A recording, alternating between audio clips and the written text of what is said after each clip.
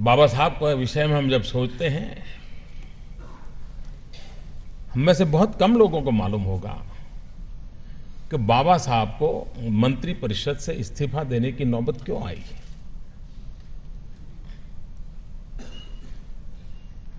या तो हमारे देश में इतिहास को दबोच दिया जाता है, या तो हमारे देश में इतिहास को डाइल्यूट किया जाता है या डाइवर्ट कर दिया जाता है, अपने अपने तरीके से होता है।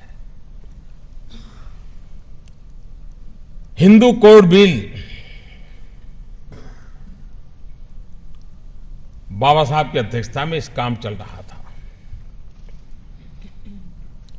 और उस समय प्रारंभ में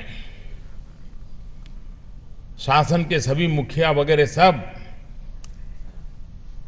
इस बात में साथ दे रहे थे। लेकिन जब हिंदू कोड बिल पार्लियामेंट में आने की नौबत आई और महिलाओं को उसमें अधिकार देने का विषय जो था, संपत्ति में अधिकार, परिवार में अधिकार, महिलाओं को इक्वल राइट देने की व्यवस्था थी उसमें, क्योंकि बाबा साहब आंबेडकर किसी को भी वंचित, पीड़ित, शोषित देख ही नहीं सकते थे।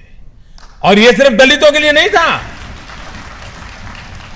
टाटा बिरला परिवार की महिलाओं के लिए भी था और दलित बेटी के लिए भी था। यह बाबा साहब का विजन देखिए।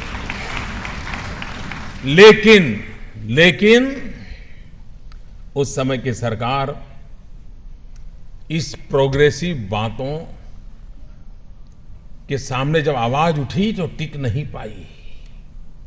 सरकार दब गई कि भारत में ऐसा कैसे हो सकता है कि महिलाओं को संपत्ति का अधिकार देंगे, वो तो बहू बन करके कहीं चली जाती हैं तो फिर पता नहीं क्या हो जाएगा, समाज में कैसा बिखराव, ये सारे डर पैदा हुए।